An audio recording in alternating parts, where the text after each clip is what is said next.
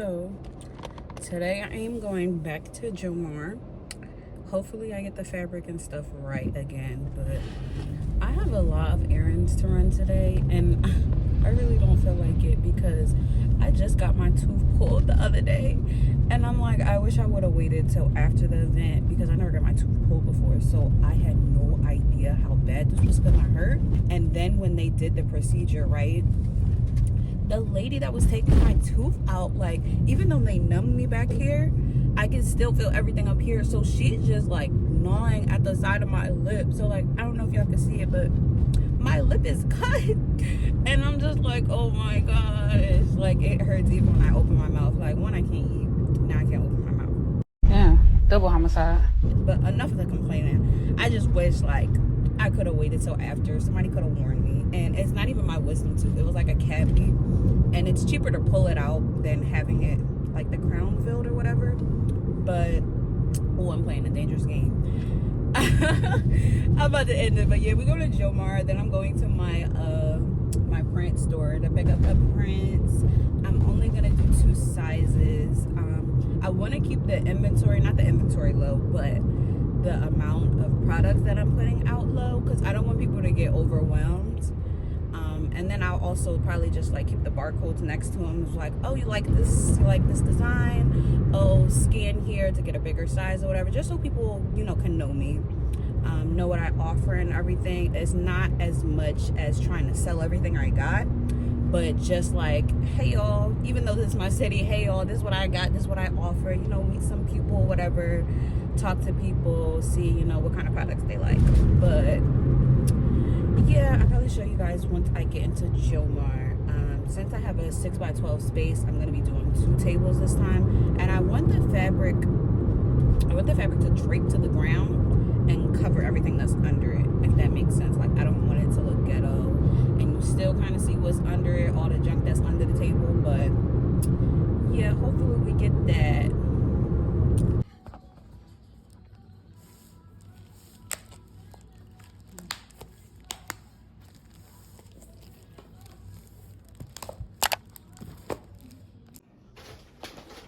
Okay, so just picked up my business course.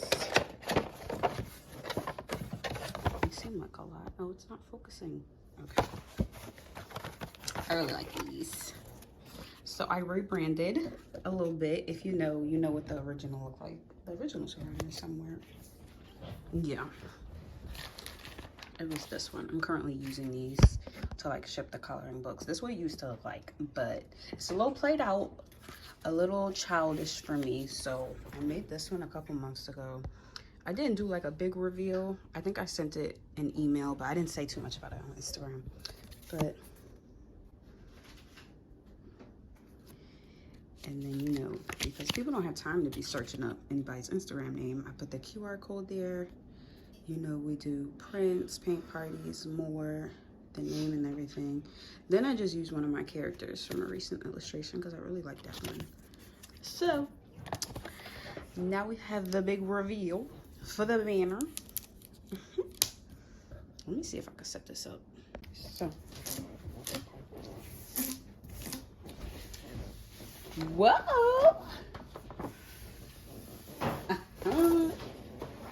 Oh my god! Oh my god! Wow! Hold on, let me show it to y'all.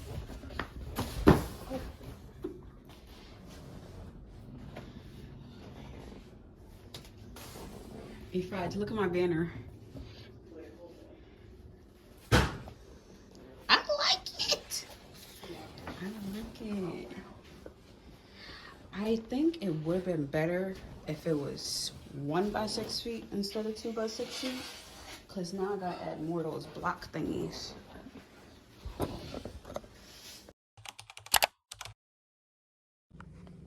We're here. Hey. So we're about to go load in a truck who wasn't even supposed to come down here, just tried to come down the block. But we're about to go load in. I was hoping there was carts. There's no carts. So we gotta go up the steps. It's not a lot of steps, but still, like, you knew people was coming in here with all this stuff. Come on now.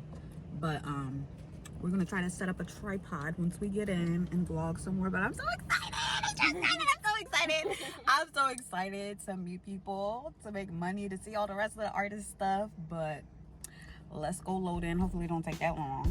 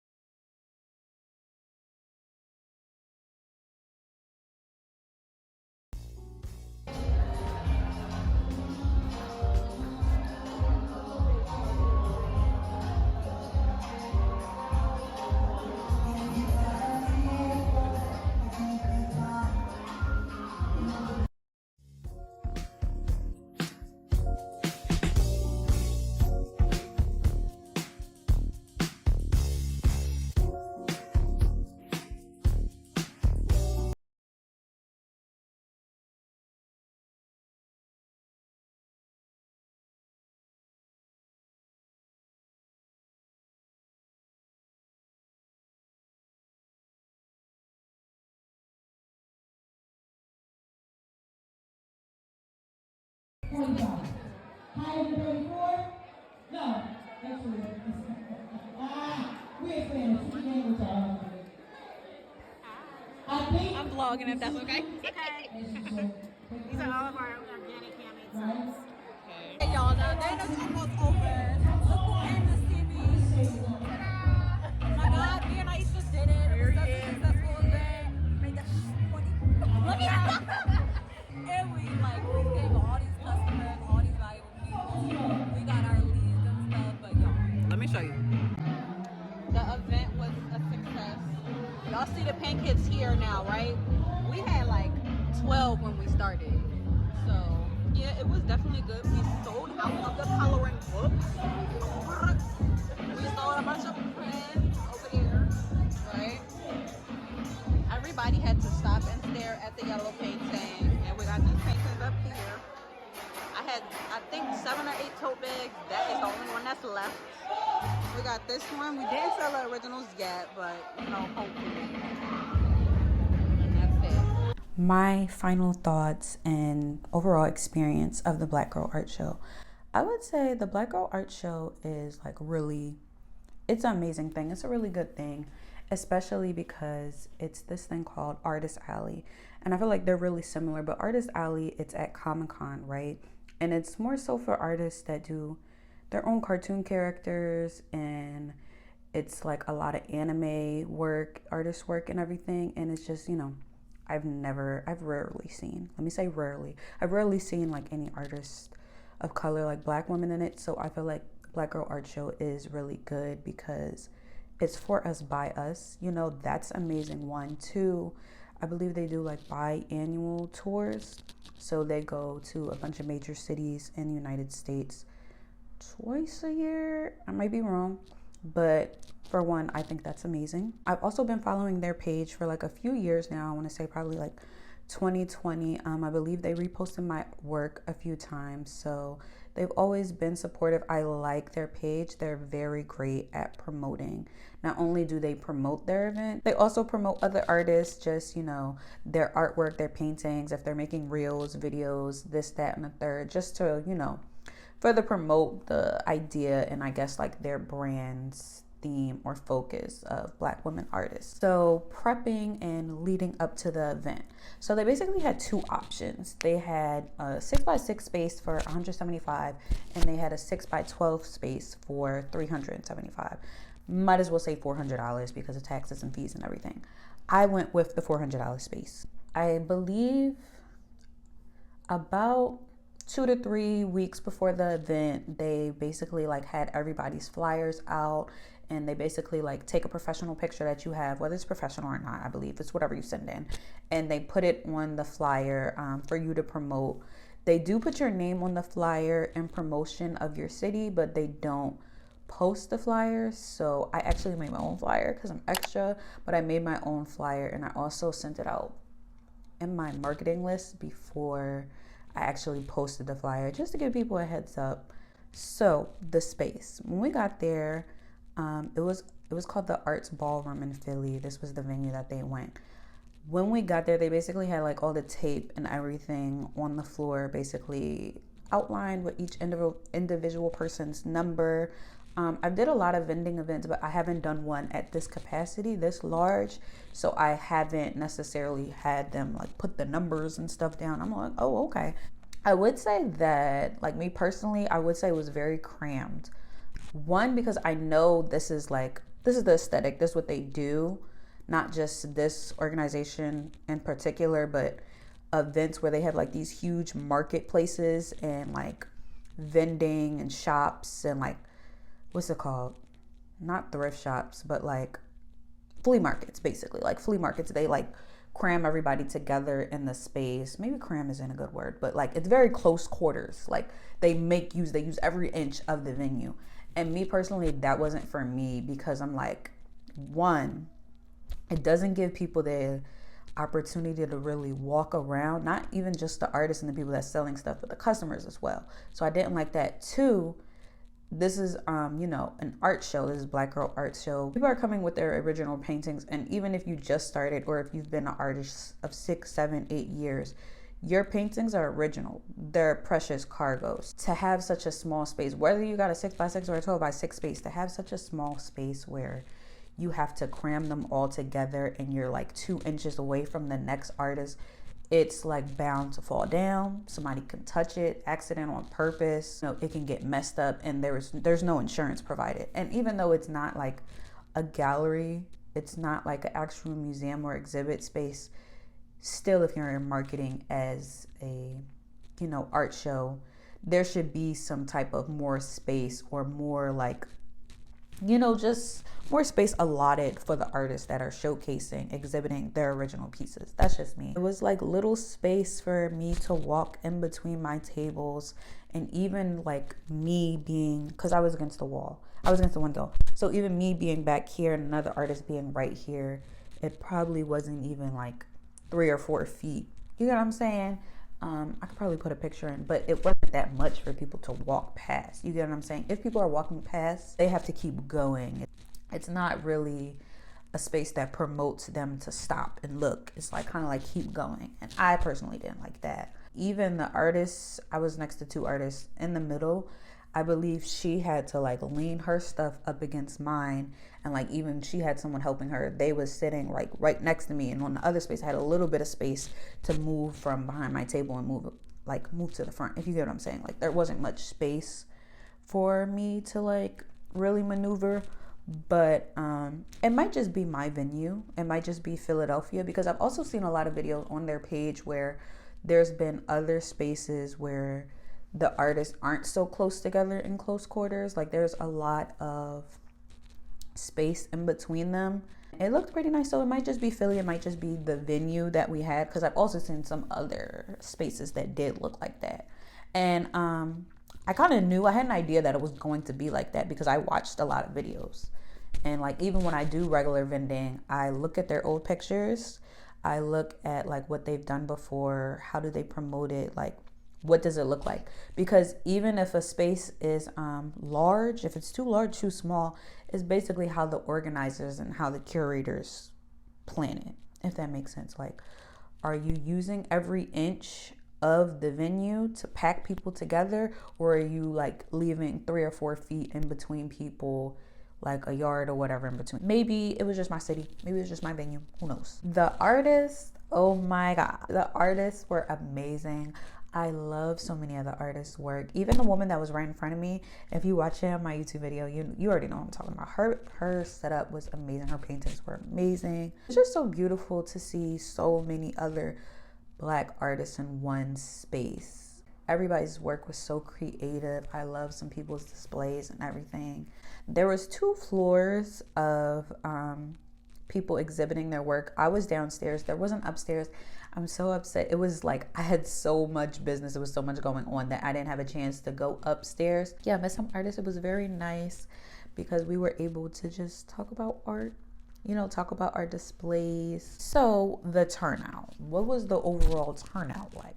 So the turnout was amazing. I'm gonna just say that. I had some very specific goals for this event and how I wanted to play out, and basically just what I wanted to get out of it. One major goal was me getting more leads for my paint party business. So basically, because I wanted to get more leads, basically just people interested and people knowing that I am an artist, I am an instructor, and I do paint and sips in this area. I traveled to Delaware, New Jersey, closer parts of New York, Maryland, just letting them know that, having a display for them to see what they can paint, past images they have painted, and also knowing that I do custom things, and basically having people like not only be receptive to that, but also like having me in mind. Even if you're not booking something today, just having a lead, just knowing that people are interested and they have my like contact information.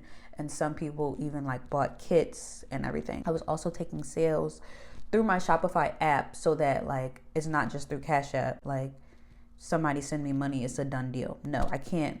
Like I hate to say it, but I don't get your information, customer information like that. If you're a customer, it's not just one and done. I don't just want your money.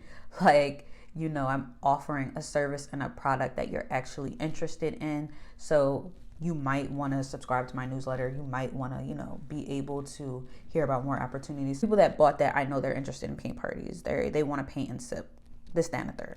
I got that. I want to say I did really good with that, because there was a few people that was like, I need a birthday party idea for my cousin in Cherry Hill next month. Oh, my son is turning 14 next month. One lady, she was like, I do Girl Scouts, and we're looking for some new fun things for the summer. So period, that's what I wanted. So that was good. Another goal that I had was basically to make my vending fee, all the equipment that I got for the event, like the display and my inventory, that money back.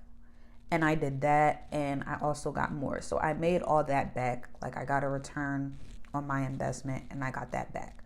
That was my second goal. My third goal was to meet some more of like my Philly customer base, because I've been in Philly and I've been doing events since 2018, but I want to say around COVID, of course, I stopped doing events. So I haven't really been able to meet a lot of my customers and audience that's already in Philly. So I just wanted to branch back into that.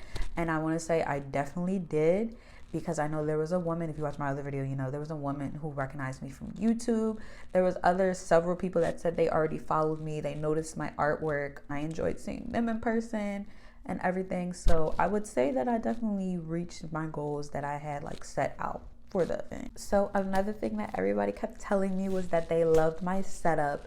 And even though I didn't have as much space as I anticipated, I still me and my assistant Aisha, we made do with what we had, and I'm very proud of that. I'm also very proud that so many people was like, oh my gosh, you have one of the best setups. Oh my God, this is such a pretty setup. The pink, as soon as I came in, I said, yep, I gotta go over there. And I was like, yes, that's what I want. That was literally my intentions, because I just wanted to have a setup that was, I wanted to have a mini store that grabs your attention. To keep it short, I just wanted to have a mini store that grabs people's attention and that they actually want to explore, come in and look around. So I'm glad that I got that. I'm also glad that I was able to have a display that really allowed me to draw people in, and like I can see how they like reacted to each product. My paint party kits, that was a number one. That was number two, actually. The coloring books was number one. Paint party kits was number two. Prints was number three. The original paintings, they were behind me. I did that purposely because I know, like, my main audience, like, not everybody's coming here to ball out on original painting. They do want to see it because it's a Black girl art show, but they're not about to ball out on it. I saw how people reacted to the stickers. I saw how they reacted to like the coloring book display. And then I had this little card with the QR code with the digital coloring book. People was like, there's more, there's more. And I love that, because I'm just like, you're not gonna get that. You're not gonna be able to see that one. And you're not gonna probably not even like as a customer feel that if you're going on somebody's website. No, seeing it firsthand is definitely better. Definitely 10 out of 10. So I sold out of the coloring books, and I believe I bought 15 to 20. And then I came home and saw that I still had some extra at home, so that pissed me off. The coloring books were a hit, and I'm so glad that like I got to see everybody's reaction to the coloring book. They were hit with adults and the kids. The coloring books and the paint party kits were like candy. You know how you in Target or Walmart or something and you see parents like go to the front with their little kids and they got the candy right there, and it's just like, no, we're checking out, you can't have no candy, and they're crying and they're like, no, I want the candy, give me the candy. They did that on purpose, and I feel like that was kind of like the reaction that I had, that I saw firsthand with the kids, because once they saw it, they was like, stop right there. They was like just dragging their parents back. Like if they didn't get it the first time they walked around, they came back and like their parents got it for them, the coloring book or the paint kits. And it was this one little girl, she picked one up, and I was like looking at her the whole time. I knew she wasn't just gonna take it and run away, but she was showing her parents, and she took it and she was like, daddy, give me this, I want this. I was like, oh, you like the coloring book? And you know, she showed her dad, and he's just like, nah, I don't got money for that. We're not. And I mean, the coloring book's only 18, but you never know. And he's just like, nah, I'm not doing that. But she kept like bothering him. She put it down, and then they came back, and he's like scanning. So I'm watching, and I'm just like, oh, hi, you know, the coloring books are 18.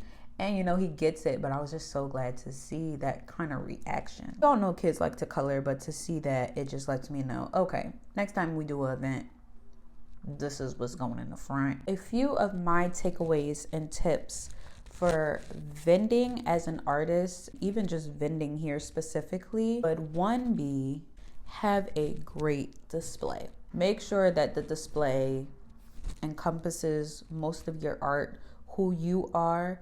If you had made your art business into this business where you have your logo, you have branding and colors, and you have a specific message and theme, you want to implement that into your display. So not all artists do that. Some are like more independent, and you know, they focus on galleries, so they're not doing the whole logos and stuff and everything. But if you're like me and you are, make sure you implement that on your display. My display, I actually I drew it out. Maybe I can put it on the side or up here. I drew it out. I basically made sure I had my color palette of my logo's colors in there, and I basically made sure it was on my tablecloth, it was on the rug, it was on the panels, made sure I used specific prints, everything. Have a great display, because this is like your mini store. Whether it's one table or a 6x12 space, this is your mini store, and people are getting to experience your art for the first time, so you want to bring them in. 2, plan beforehand and do all your research. I was looking at their Instagram page and their past events for a while. I was saving posts of their displays, like some of the artist displays, different ways that they basically got to grab people's attention and display their work, and how the organizers like set up the event. I also looked up on YouTube YouTube and TikTok how other artists, not even just from the show, but how other artists display their artwork, how they display their products. And I also looked up how, just regular vendors set up their work. Another tip, it is always better to sell out than still have some inventory left. I learned this probably after my third or fourth show that I did a couple years ago, because I always anticipate that I don't want to have no more left. I don't want to turn somebody away that wanted this, but it's better to not have inventory left because you're trying to save money.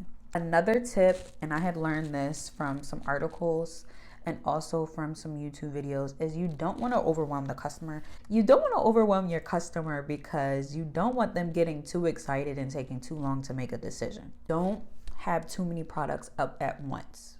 So I had 6 products out, right? I had my prints, I had my coloring books, I had paint kits, I had stickers, and I had my tote bags. I also had 3 original paintings, but that doesn't count. You're also able to have something out that lets them know, like, I have more options on my website. You don't want to overwhelm them in the space. And that's kind of what I did. I had barcodes everywhere. So anytime people was taking pictures or videos, that QR code is coming up in your picture. You're being redirected to my site. But I also did that because I know our generation, we're getting lazier and lazier. It's sad to say, but having the QR code just lets them scan it and pull it up. Also, you got to remember, it's an environment that's similar to like a marketplace or a flea market, where they're probably going to take a picture and say, I'll look it up later, because like everything's moving so fast, they want to see other stuff, and then they'll take that picture and probably don't look at it later to look at your Instagram or website. So having the QR code is just faster. Just let them scan it and then go to your website or go to your Instagram. Another tip for this show specifically, and just vending as an artist in general, is having different price points. Not everybody can afford our big baller paintings. Not everybody's able to do that, especially when you're going to an event where it's a lot of people in their 20s, early 30s or whatever. I know I did my $16 stickers, then my $35 prints, paint kits and everything. It was kind of like a level to them. This allows people to choose, especially if they want to support, but they don't have it like that, or they don't want to spend as much money right now. But having different price points doesn't turn people away. Another tip, and it's just something I say all the time, is to know your audience. This event was specifically great because my major audience, my target audience, is Black women, 18 and up, Black women in general, women of color. So knowing your target audience is perfect, because if you know your target audience are first-time homeowners, they're art collectors, they're older, they probably have their career more together and their life planned out. They have more money in their pockets. So knowing your target audience is best, especially age and demographic. My last tip would be to market and promote the event. Yes, they're already going to have a bunch of people coming out because they have a big following, and this is something that's very unique and special. But if you have an email list, or you have people on Instagram that really support you and really want to see you in person, you definitely want to market it so that they remember to come out and support. And when you see your people in person, it just hits better. It just hits better putting a face to your audience and your supporters. So definitely market it. I sent an email out 2 to 3 weeks before, and then I posted it about the week of. I made my own flyer. I'll attach it if I didn't already. Basically just to let people know, it's a pop-up. Even though the tickets were $30 to $40, it still lets people know, where you're going to be at. You're going to be here and everything. So that was my experience, my tips, my thoughts of the event. Now, the final question is, would I do it again? I would say it's a 50-50, honestly. I probably would do it again. If I was to do it again, maybe the end of the year or next year, just because not only do I have to get my inventory together, it is stressful. It's always stressful doing an event. And also because how I feel the tables and artists were so crammed together, that wasn't for me personally. I don't like that, especially if I'm going to have my originals. This is precious cargo to me. I definitely don't want to ruin it. There's no insurance involved or anything. If I was going to do it, it might have to be in a different city, or a different venue where I know it's going to be more spacious. I also feel like Philly does have an art scene, but Philly is not LA. Philly is not New York or Atlanta. I know if I was to go to one of those cities, I would definitely sell out of everything just because there is more Black people supporting like the arts, individual artists like that over there. I would definitely go over there and do it. It just depends on the space and like the time, I guess. So maybe 60-70% chance, but in Philadelphia, no. Sorry y'all, but in Philadelphia, no. If you ever vended at the Black Girl Art Show, please let me know your experience. Let me know if you are planning to in the future. If you have any questions in the comments, just let me know, like, what are you guys looking for when you are like trying to do artist events? Like when you're trying to vend, like what are your goals? What, like, are you trying to make sales? Are you trying to meet more people? Are you trying to get your name out there? Like, let me know when you guys are looking to do these events. What are you looking for? Like, just let me know in the comments. But thank you so much for watching, and see y'all later.